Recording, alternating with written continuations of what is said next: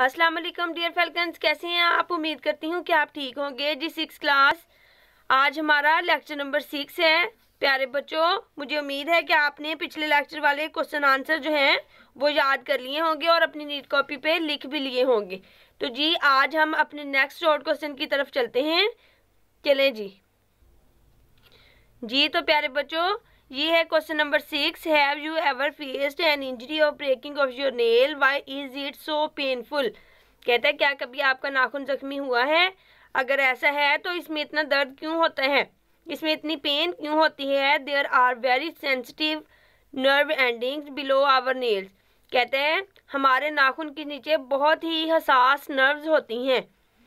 When a nail break, जब नाखून टूट जाता है। वैसे तो हम काटते हैं ना जो बड़े हुए होते हैं, लेकिन अगर कभी जैसे आप कहते हैं कच्चा नाखून उतर गया है तो उसकी बात कर रहे हैं। When a nail breaks it causes damage to the sensitive nerve endings and this causes much pain.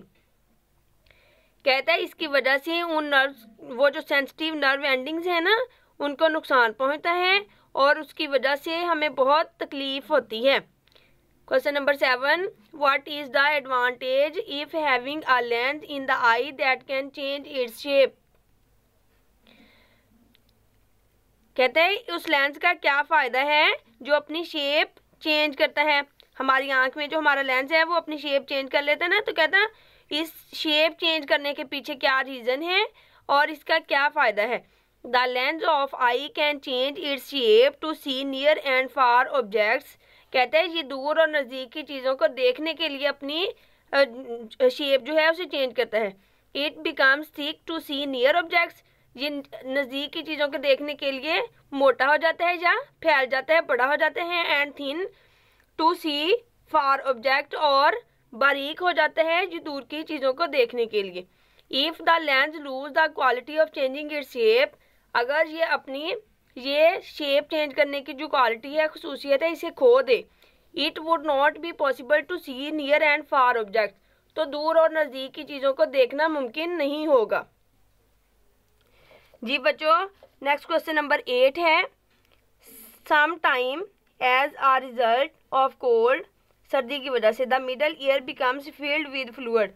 कहता है मिडल ईयर फ्लूइड के साथ फिल हो जाते हैं। Why do you think this can cause a temporary loss of hearing. कहता है ऐसा क्यों लगता है कि आप आर्जी तौर पर सुन नहीं सकते। As a result of cold and cold air, ठंडी हवा की वजह से, the middle ear becomes filled with fluid, the sound waves are not sent to the inner ear. उसकी वजह से क्या होता है कि जो साउंड वेव्स होती हैं वो मिडल ईयर तक नहीं पहुंच पाती। Thus it causes a temporary loss of hearing, जिसकी वजह से फिर हमें आर्जी तौर पर सुनना बंद हो जाता है। What happened to the sense of taste when we have a bad cold। कहता है जब हमें जुकाम होता है तो फिर हमारा जो चखने की हिस्से है, हमारी जायका महसूस करने की, उसको क्या फ़र्क पड़ता है। When we have a bad cold our sense of taste is disturbed।